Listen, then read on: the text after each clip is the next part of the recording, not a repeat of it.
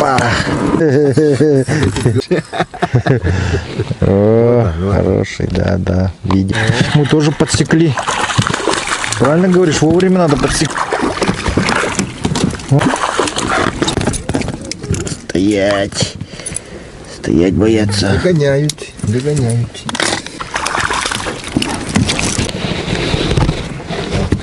Хорошенький парень.